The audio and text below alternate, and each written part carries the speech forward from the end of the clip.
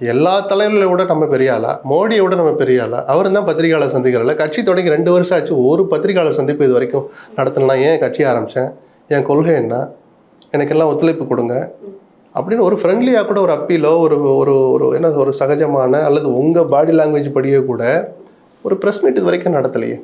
ஒரு முக்கியமான பொதுக்குழு செயற்குழு நடந்த பிறகும் தொடங்குறதுக்கு முன்னாடியும் முடிஞ்ச பிறகு கூட 2 நிமிஷம் நல்லா இருக்கீங்களா எதுவும் சாப்பிட்டு போங்க கூட பத்திரிகையாளர்கள் முகத்தை கூட பார்க்க மறுக்கிற ஒருத்தர் இந்த நாட்டை இந்த மாநிலத்தை ஆளணும்னு நினைக்கிறது எவ்வளோ பெரிய அராஜகம் அது.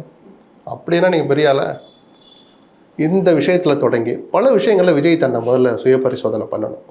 முதல்ல உங்கள் கட்சி நிர்வாகிகளோட நெருங்கி பழகுங்க, உங்கள் தொண்டர்களோட நெருங்கி வாங்க, மக்களோட நெருங்கி வாங்க. இந்த பவுன்சர் கலாச்சாரத்தை ஒழிச்சு கட்டுங்க. தமிழ்நாட்டுக்கு ஒவ்வாத கலாச்சாரம் அது. யாரோ ஏதோ ஒரு மாநிலத்திலிருந்து வந்து அவர் எந்த மாநிலமாக இருக்கட்டும், எந்த ஜாதி மொழியாக இருக்கட்டும், இங்கே இருக்கிற உங்களை பார்க்க வர்ற மக்களை இங்கே தள்ளுறது, எட்டி உதைக்கிறது, தூக்கி போடுறது, சாகசம் பண்ணுவதற்கு தமிழ்நாடு சர்க்கஸ் கூடாரம் அல்ல. இதை முதல்ல விஜய் புரிஞ்சுக்கணும். இந்த மாதிரி பல விஷயங்கள் எடுத்தோடனே எல்லாம் மாதிரி சுத்தம் சுயம் பிரகாசமாக விஜய் வரணும்னு நம்ம எதிர்பார்க்கல. கொஞ்சம் கொஞ்சமாக பக்குவப்படணும்ல, கொஞ்சம் கொஞ்சமாக கற்றுக்கிடணும்ல.